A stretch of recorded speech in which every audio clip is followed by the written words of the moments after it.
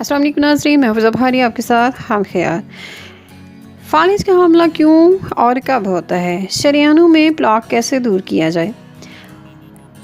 کسی زمانے میں صرف بڑے بوڑھے لوگوں کو فالج کی شکایت ہوتی تھی، لیکن آج کل نوجوانوں میں فالج سٹروکس کے حملے بڑھ رہے ہیں۔ اچانک جسم کا کوئی ایک حصہ ڈھلک جاتا ہے اور مفلوج ہو جاتا ہے۔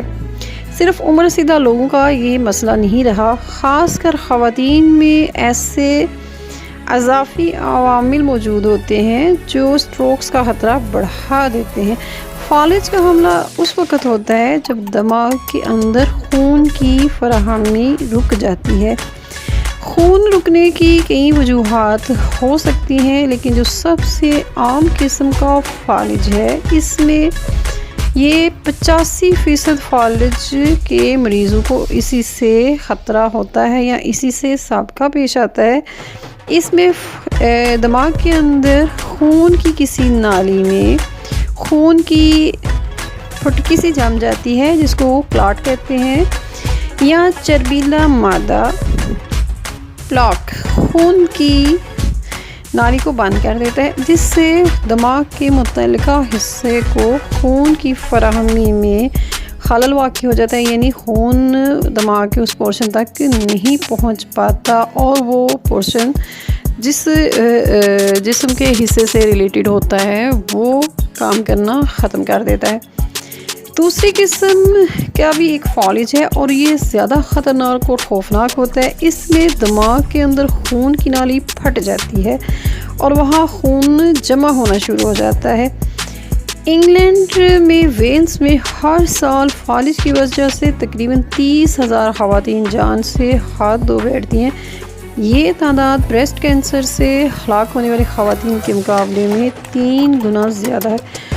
مردوں اور خواتین دونوں میں سٹروک کا خطرہ اس وقت بڑھتا ہے جب ان کی عمر 55 سال سے زیادہ ہو، لیکن پریشان کن صورتحال یہ ہے کہ کم عمر فالج کے مریضوں کی تعداد بتدریج بڑھتی جا رہی ہے۔ فالج کیوں ہوتا ہے؟ اس کے بارے میں عام طور پر یہ خیال کیا جاتا ہے کہ بہت زیادہ نمکین اور مرغن غذاؤں کا حد سے زیادہ استعمال اور موٹاپا اس کے اہم اسباب ہیں۔ ضرورت سے زائد نمک کا استعمال فالج کے لیے سب سے بڑا رسک فیکٹر ہے۔ اس کے باعث بلڈ پریشر بڑھ جاتا ہے، خون کی شریانوں کی اندرونی دیواریں سخت اور پتلی ہو جاتی ہیں۔ سگریٹ نوشی اور منشیات سے پرہیز بہت ضروری ہوتا ہے، کیونکہ کثرت سے سگریٹ نوشی اور منشیات کا استعمال کرنا مضر صحت ہے۔ ایسی غذائیں جن میں چکنائی زیادہ استعمال کی گئی ہو مسئلے کا سبب بنتی ہے، کیونکہ جسمانی وزن میں اضافے کے ساتھ ساتھ کثرت سے سگریٹ نوشی اور منشیات کا استعمال کرنا مضر صحت ہے۔ ایسی غذائیں جن میں چکنائی زیادہ استعمال کی گئی ہو۔ خواتین میں فالج کی دیگر بہت سی وجوہات کے ساتھ ساتھ کمبائنڈ پل استعمال کرنے بھی اس کی بہت وجہ بنتی ہے۔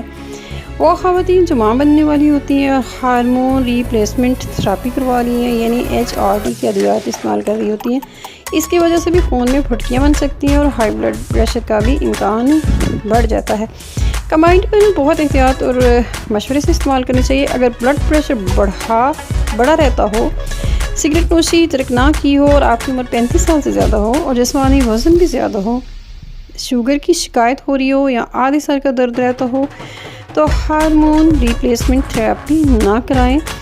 اگر مریض کو دیر سے ہاسپٹل پہنچایا جائے تو اس کی جان کو خطرہ ہو سکتا ہے۔ مریض کتنی جلدی ہاسپٹل کے ایمرجنسی میں پہنچ جائے، اس کی زندگی و صحت یابی کے امکانات نہیں روشن ہو سکتے ہیں۔